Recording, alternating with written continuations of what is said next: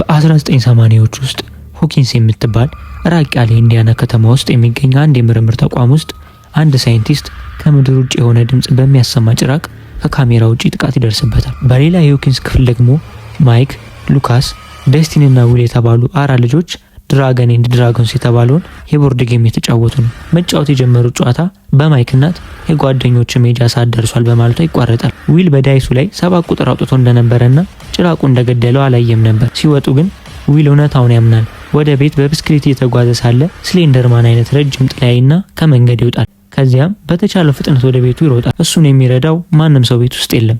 ስለዚህ ወደ ዕቃ ማከማቻ ሼዱ ይሮጥና ራሱን ለመከላከል ያረጀ የክላስ ጠመንጃ ያዘጋጃል። ጭራቁ ከበስተጀርባ በኩል መጥቶ በድንገት ዊል ይጠፋል። በማግስቱ ጧት የዊልና ጆይስና ታላቅ ወንድሙ ልጁ መጥፋቱን ያስተውላሉ። ማይክ ቤት አጥሮ እንደሆነ ለመጠየቅ ለማይክ ወላጆች ይደውላሉ። እናቱም የለም ስትል ጆይስ ወዲያውኑ ስልኩ ትዘጋዋለች። በሃይ ስኩል ውስጥ ደግሞ የማይክ ታላቅ እህት ናንሲ በከተማው ታዋቂና ዝነኛ የሆነው ስቲቭ ሃሪንግተን ጋር መታወቅ መጀመራቸውን ለጓደኛዋ ታወራለች። ስቲቭ በመታጠቢያ ቤት ውስጥ ለመሳሳም እንድትገናኝ ማስታወሻ ትቶላት ነበር። ማታ ናንሲን ቤት አብሮ ለማጥናት ራሱን ይጋብዛል። የፖሊስ አዛዡ ጂም ሆፐር ወደ ስፍራው ሲመጣ ጸሐፊዋ የአንድ ሰው የአትክልት ስፍራ አሻንጉሊቶች እንደገና እንደተሰረቁ ትነግረዋለች። ከዛም ጆይስ ስለ ጠፋው ልጇ እዚህ እንደመጣች ትነግረዋለች። ሆፐር ምንም አይሆንም ተመልሶ ይመጣል ቢላትም ጆይስ ግን የሆነ የተለየ ነገር እንዳለ ይሰማታል። በመጨረሻም ሁለቱ የዊል አባት ወስዶት ሊሆን እንደሚችል ያስባሉ። መጀመሪያ እሱን እንደምታነጋግረው ትናገራለች። በምርምር ተቋም ውስጥ ደግሞ የደህንነት ልብስ የለበሱ ሰዎች በጭራቁ የደረሰውን ጉዳት ለመመርመር ይሄዳሉ። ከዚያም ያቺ ልጅ ብዙም ርቃ መሄድ እንደማትችል ያወራሉ። በሌላ የሆኪንስ ክፍል አንድ ሚስጥራዊ ልጅ ጸጉሯ የተላጨና ሆስፒታል ልብስ የለበሰች ወደ አንድ ምግብ ቤት የኋላ ክፍል ሰርጋ በመግባት ምግብ ስትሰርቅ ትያዛለች። በዛ መሃል መካከለኛ ደረጃ ትምህርት ቤት ውስጥ ማይክ፣ ሉካስ እና ደስቲ የሳይንስ መምህራቸውን ያገኛሉ። ፖሊሶቹም መጥተው ልጆቹን ስለሌለ ጠይቋቸዋል። ጆይስ ዊል የሚደበቅበት ሚስጥራዊ ቦታ ሄዳ ፊልም ለማየት ትኬት እንደገዛችለት ታስታውሳለች። ግን ይሄ የድሮ ትዝታ ነው። በምግብ ቤት ውስጥ ባለቤቱ ለልጅቷ ለጥያቄዎቿ ምላሽ እንድትሰጣት ምግብ ይሰጣታል። እሷ ግን የመለሰችለት ብቸኛ ጥያቄ ስሟ ብቻ ነው። ስሟም 11 ይባላል። እሱ እንዲረዷት ለህፃናት መብት ድርጅት ይደውላል።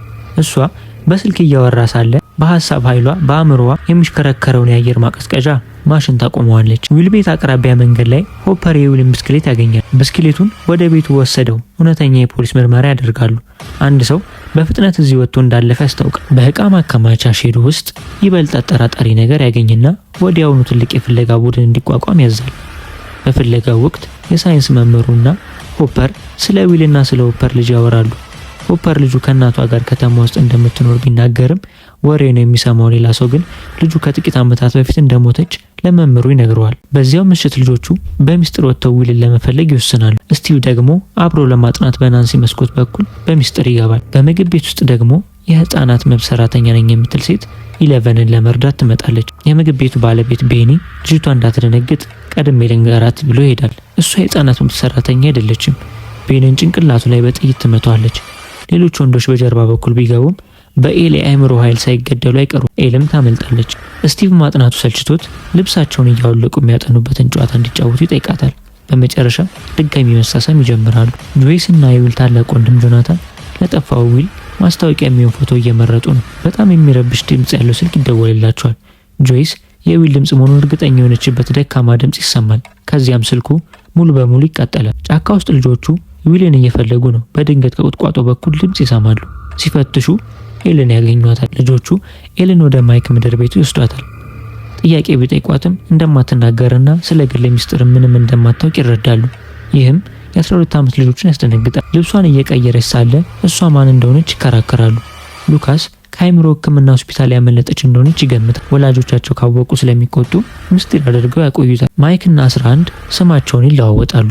ማይክ ስሟን አሳጥሮ ኤል በማለት ይወስናል። ሆፐር ወደ ዊል ቤት መጥቶ ስለ ስልኩ ጥያቄ ይጠይቃታል። ጆይስ የልጇን ትንፋሽ ብቻ ብትሰማ ልጇ መሆኑን ትከራከራለች። ማይክ እናቱ ኤል እንዳታያት ማስተር ፕላን ያወጣል። እሷ ግን ጠመንጃ የያዙ መጥፎ ሰዎች እየፈለጓት እንደሆነ ትነግረዋለች። ጸጉሩ ወደ ሁለተኛው የእድገት ደረጃ ላይ ደረሰው ስቲቭ ናንሲንና ጓደኛዋን ወደ ፓርቲ ጋበዛቸው። ጆናታን የዊልን መጥፋት ማስታወቂያ ሲለጥፍ አይተው ናንሲ ያዝኛለሁ ትለዋለች። ማይክ ኤልን ቤቱን ለማሳየት ከትምህርት ቤት ይቀራል። ጆናታን ወደ አባቱ ቤት እየነዳ ሳለ በሬዲዮ ሹድ አይ ስቴይ ኦር ሹድ አይ ጎ የሚል ዘፈን ይከፍታል። ይህ ዘፈን ጆናታን መጀመሪያ ለዊል ያሳየበት የድሮ ትዝታ ያስታውሷል። ጆይስ ወደ ስራ ቦታ ሄዳ የ2 ሳምንት የደሞዝ ቅድሚያ ክፍያ፣ አዲስ ስልክና አንድ ፓኬት ሲጋራ ጠይቃለች። ሁሉም በባየርስ ቤት በሌሉበት ሰዓት የላቦራቶሪ ሳይንቲስቶች የጭራቁን ነገር ለመመልከት ይመጣሉ። በእቃ ማከማቻ ሼዱ ውስጥ ያለው መለኪያ ከ10 በላይ ያሳያል።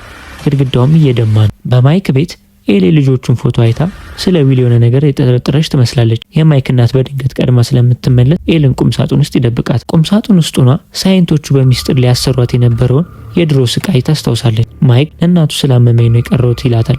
እሷም ጓደኛው ስለጠፋ ትራራለች። ሆፐር ወደ ቤኒ ምግብ ቤት እንዲመጣ ስልክ ይደወልለታል። የቤኒ ግድያ ራሱ እንደጠፋ ተደርጎ ተቀናብሯል። በ80ዎቹ የፎረንሲክ ምርመራ ስላልነበር ይሄ በቀላሉ ይሰራል። ልጆቹ ስለ ኤል ጉዳይ የተለያዩ ሀሳቦች አሏቸው። ሉካስ ሊያጋለጣት ሲሄድ ኤል በሀሳብ ኃይሏ በሩን ትዘጋዋለች። ጆናታን አባቱ ሎኒ ቤት ይደርሳል።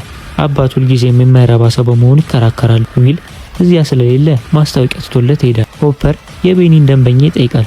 ደንበኛው ኤል ምግብ ስትሰርቅ አይቶ ወንድ ልጅ መስላው ነበር። ሆፐር ይሄ የጠፋው ዊል ሊሆን እንደሚችል ያስባል። የዊል ፍለጋ በቤን ምግብ ቤት አቅራቢያ ይቀጥላል።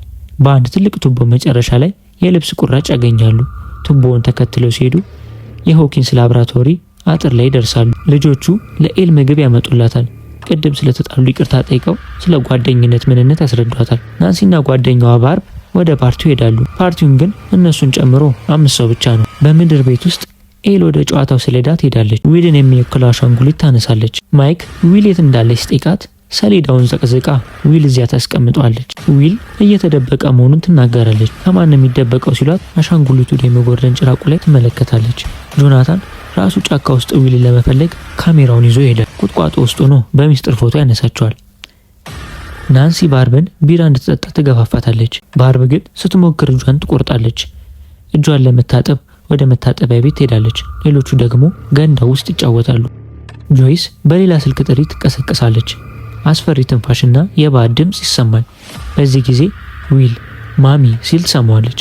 ስልኩ እንደገና ይቃጠላል። በዊል ክፍል ውስጥ መብራቶቹ መብረቅረቅ ይጀምራሉ። ራዲዮ ላይ የዊል ተወዳጅ ዘፈን ይከፈታል። ጆይስ መብራቶቹ ዊል መሆናቸውን ታምናለች። ግድግዳው ላይ አስፈሪ ነገር ሲንቀሳቀስ አይታ ትሸሻለች። በፓርቲው ላይ ሁለቱ ጥንዶች የተለያዩ ክፍሎች ይሄዳሉ። ባርብ ናንሲን ይዛ ለመውጣት ብትሞክርም ናንሲ እምቢ ትላታለች። ባርብ ብቻውን ገንዳው አጠገብ ትቀመጣለች። ጆናታንም ናንሲ ልብሷን ስታወልቅ ፎቶ ያነሳታል። አስፈሪው ጭራቅ ከባርብ በስተጀርባ ይጮሃል። ጆናታን ዞር ሲል ባርብ ጠፍታለች። መብራቶቹ ይበራከታሉ። ባርብ በጣም አስፈሪ በሆነ ሌላ ዓለም ውስጥ ትቀሰቀሳለች። ገንዳው ደርቋል። በድንኳን መሰል ነገሮች ተሸፍኗል። ነጩ ጭራቅ አብሯት አለ። ናንሲን እርጅኝ እያለች ትጮኻለች። በሌላኛው ዓለም ናንሲና ስቲቭ እየተሳሳሙ ነው። ናንሲ የባርብርን ጩኸት በትንሹ ብታስተውልም ችላ ትለዋለች። ባርብ እንደገና ተጎትታ ትወሰዳለች። ስቲቭ ተኝቷል። ናንሲ ለመውጣት ትወስናለች። ወደ ቤት ስትመለስ እናቷ እየጠበቀቻት ነበር። ምክንያቱም አንድ ልጅ ጠፍቷል። ናንሲ ግን ዝም ብላ ውጪ ምግብ እየበላው ነበር ትላለች።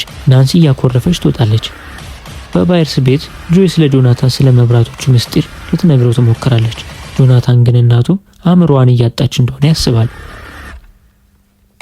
ናንሲ ትምህርት ቤት ውስጥ ሁሉም ሰው ማታ ምን ስታደርግ እንደነበረ ያወቀባት ይመስላታል። ስቲቭ ግን ለማንም እንዳልተናገረ ይምላል። ናንሲ ክፍል ስትገባ ባርብ አለመኖሯን ታያለች። ሆፐር ጥብቅ ጥበቃ ቢኖርም ወደ ሆኪንስ ላብ ሰርጎ በመግባት ዙሪያውን ይመረምራል። የማይክ ቤት ውስጥ ኤል ብቻውን እየተጫወተች ነው። ኮካኮላ ማስታወቂያ ስታይ የድሮ ትዝታ ይመጣባታል። በፊት የኮካኮላ ጣሳዎችን በሐሳብ ኃይሏ እንድትጨፈልቅ ስልጠና ትሰጥ ነበር። ጆይስ ደግሞ ከልጇ ጋር ለመነጋገር መላ ቤቱን በገና መብራት ትሞላዋለች። መብራቶቹ ስላነሷት ወደ ስራ ቦታው ተመልሳ 19 ተጨማሪ ካርቶን መብራቶችና ሌላ አዲስ ስልክ ትገዛለች። ላብ ውስጥ ሆፐር ምርመራውን በቱቦ ይጀምራል። የላቡ ሰዎች ካሜራው ስላልቀረጻት በቱቦ አላመለጠችም ይላሉ። ሆፐር ቪዲዮውን ሲያይ በዚያ ምሽት ዝናብ የነበረ ቢሆንም ቪዲዮ ላይ ግን ዝናብ የለም፣ የውሸት ቪዲዮ ነው። ልጆቹ በጭራቁ ላይ የሚወረውሩትን ድንጋይ እየፈለጉ ነው። ነገር ግን ጉልበተኞች መጥተው ማይክን ይጥሉታል። አገጩ ብቻ ነው የተቧጨረው። ጆናታን በጨለማ ክፍል ውስጥ ፎቶዎቹን እያጠበ ነው። በቁጥቋጦ ውስጥ ሆኖ ያነሳቸውን ፎቶዎች ናንሲ በድንገት ገብታበታለች። ሆፐር ወደ ቤተ መጻሕፍት ሄዶ ስለ ሆኪንስ ላብራቶሪ የድሮ ጋዜጣዎችን ይመረምራል። ስለ ጠፉ ልጆች ብዙ መረጃ ያገኛል። የማይክ እናት ለጆይስ ምግብ ይዛለት ትመጣለች። ጆይስ ስለ 6000 የገና መብራቶች ታወራለች። የማይክ ታናሽት መብራቶች ሲበራከቱ አይታ ወደ ዊል ክፍል ትሄዳለች። ግድግዳው ላይ አስፈሪ ነገር ሲንቀሳቀስ አይታ ጆይስ እንዲመጡ ትነግራቸዋለች። ጓደኞቹ ከትምህርት ቤት ውጪ ጆናታንን ይጠብቁታል። የጆናታን ቦርሳ ነጥቀው ፎቶዎቹን ያዩበታል። ስቲቭ የጆናታን ካሜራ ይሰብርበታል።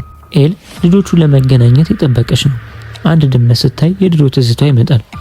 ድመቷን በአእምሮ ኃይሏ እንድታፈነዳት ጠይቀዋት እምቢ በማለቷ ሊቀጧት ሲሉ ሁለት ጠባቂዎች ገድላ አምልጣለች። ፓፓ የሚለው መሪ ግን በዚህ ተደስቷል። ጫካ ውስጥ ኤል የማይክን አገጭ አይታ ምን እንደሆነ ጠይቋለች። እሱም ወደኩ ይላታል። እሷ ግን ጓደኛ መቼም አይዋሽም የሚለውን ጥቅስ ትነግሯለች። ናንሲ የጠፋችውን ጓደኛዋን ለመፈለግ ወደ ስቲቭ ዋነኛ ገንዳ ትሄዳለች። የነጩን ጭራቅ ጥላ አይታ ትሸሻለች። የጆይስ የገና መብራቶች በኃይል ይበራሉ። ጆይስ መብራቶቹን በመጠቀም ከዊል ጋር ትነጋገራለች። ለአንድ ጊዜ መብራት ሲበራ አዎ ለሁለት ጊዜ አይደለም የሚል ሲስተም ትሰራለች። ዊል በህይወት እንዳለ ታውቃለች።